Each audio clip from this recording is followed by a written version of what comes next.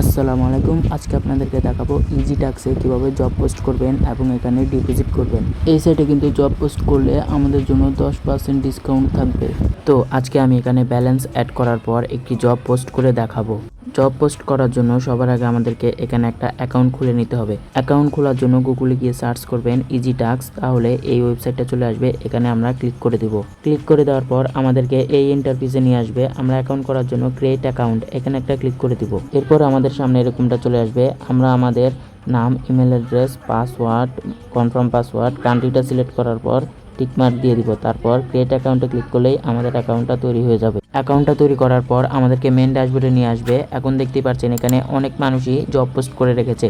তো আপনিও কিভাবে এখানে জব পোস্ট করবেন, কিভাবে অন্যকে দিয়ে আপনার একটি কাজ করিয়ে নেবেন, এটা আজকে দেখাবো।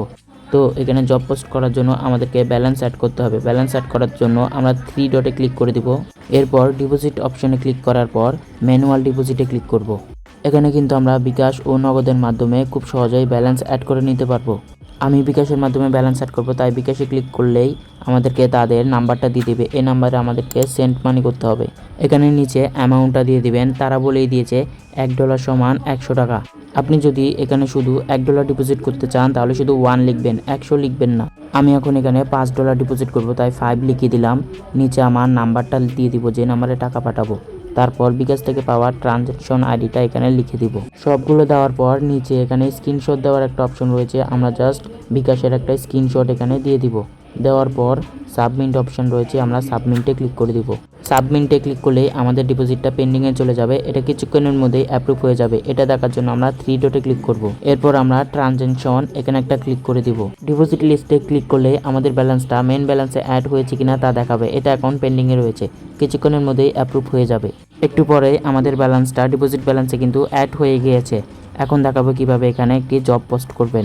এখানে জব পোস্ট করার জন্য উপরে 3 ডট লাইনে ক্লিক করব। এরপর পোস্ট নিউ জব এখানে একটা ক্লিক করব।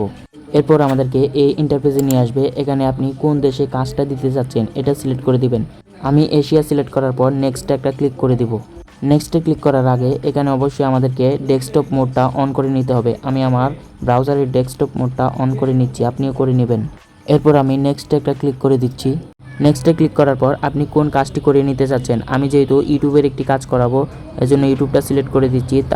এরপর নিচে সাব ক্যাটাগরিতে আপনি বলে দিবেন আপনি কি নিতে চাচ্ছেন। আমি যেহেতু আমার ভিডিওটা 1 থেকে 2 মিনিট দেখতে হবে, তারপর আমার চ্যানেলটা সাবস্ক্রাইব করতে হবে, এজন্য আমি এখানে একটা ক্লিক করে দিচ্ছি।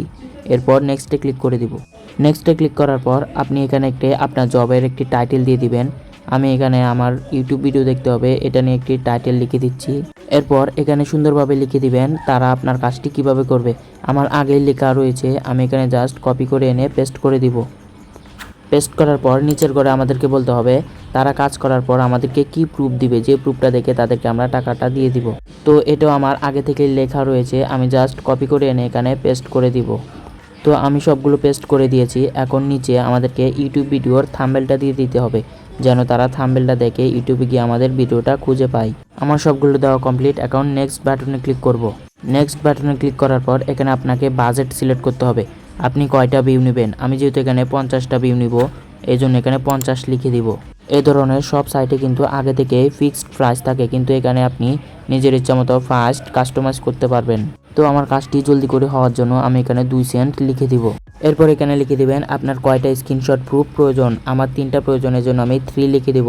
এরপর আমাদের এখানের কাজ করা কমপ্লিট। এখন আমরা সাবমিটে ক্লিক করব। সাবমিটে ক্লিক করার সাথে সাথে কিন্তু আমাদের জবটা রিভিউতে চলে যাবে। এখানে কিছুক্ষণের মধ্যেই তারা অ্যাপ্রুভ করে দিবে। তো আমাদের জবটা অ্যাপ্রুভ হয়েছে কিনা এটা দেখার জন্য মাই জব এখানে ক্লিক করব। দেখতে পাচ্ছেন আমাদের জবটা এখন পেন্ডিংয়ে রয়েছে, কিছুক্ষণের মধ্যেই তারা এটা অ্যাপ্রুভ করে দিবে।